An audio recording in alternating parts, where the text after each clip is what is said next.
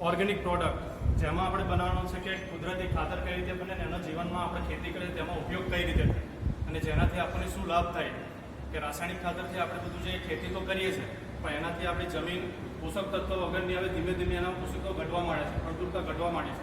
તો એની જગ્યાએ આપણે કુદરતી ખાતરનો ઉપયોગ કરી એને બનાવીને આપણી ખેતીમાં જ્યારે કુદરતી ખાતરનો ઉપયોગ કરી ત્યારે એનો ઉપયોગ કરીએ ત્યારે આપણે સારામાં શું પ્રોડક્શન અને જમીનની ફળદ્રુપતા અને ગુણવત્તામાં વધારો થાય.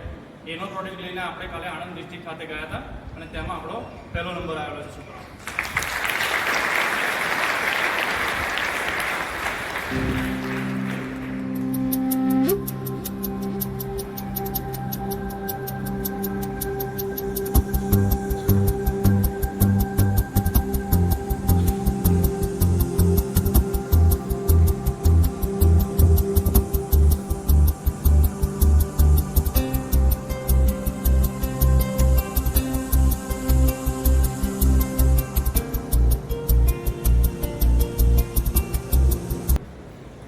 શાળામાં ચાલતા વોકેશનલ અભ્યાસક્રમ એગ્રીકલ્ચર પ્રાકૃતિક ખેતી એવો એક વિષય આપણે છેલ્લા 4 વર્ષથી આપણી શાળામાં ચલાવી ગયા છે. આ અભ્યાસક્રમ અંતર્ગત આ અભ્યાસક્રમમાં ભણતા વિદ્યાર્થીઓએ ગઈકાલે જિલ્લા કક્ષાના કલા મહોત્સવની અંદર આ વર્ષે જિલ્લા કક્ષાના કલા મહોત્સવની અંદર એક એગ્રીકલ્ચર ડિપાર્ટમેન્ટ માટે પાર્ટિસિપેટ કરવા માટે એક કૃતિ મૂકવી એવું આયોજન આ પહેલીવાર કરવામાં આવ્યું અને આખા રાજ્યની અંદર પ્રાકૃતિક ખેતી વિશે લોકોની સભાનતા કેળવાય.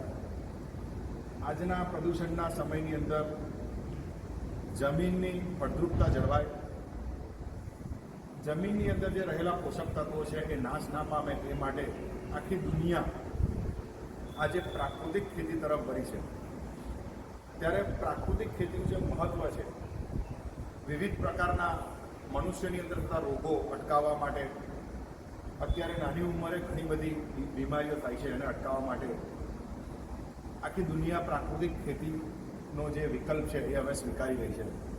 જો આપણે જંતુનાશક દવાઓ અને રાસાયણિક ખાતરો બંધ નહીં કરીએ તો આવનારા સમયની અંદર માનવ જીવન ઉપર જે તોડાયેલું સંકટ છે એ વધુ ને વધુ ઉગ્ર બનતું જશે. એટલા માટે આ પ્રાકૃતિક ખેતીનો જે કોન્સેપ્ટ છે એ ખરેખર ખૂબ મહત્ત્વનો છે અને આ કોન્સેપ્ટ અંતર્ગત ગઈકાલે જિલ્લા કક્ષાના કલા મહોત્સવની અંદર આપણી શાળાએ એક કૃતિ રજૂ કરી હતી.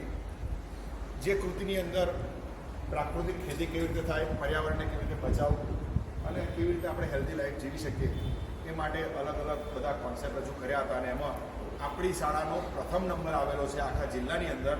અને આ જે વિદ્યાર્થીઓ છે અને વિજયભાઈના માર્ગદર્શન હેઠળ આ આખો પ્રોજેક્ટ એમને હાથ ધર્યો હતો અને આપણી શાળાનો જે પ્રથમ નંબર આવેલો છે એ માટે શાળા પરિવાર વિજયભાઈ આ વિદ્યાર્થીઓને ખૂબ ખૂબ અભિનંદન પાઠવે છે. એકવાર જોરદાર તાળીઓ સાથે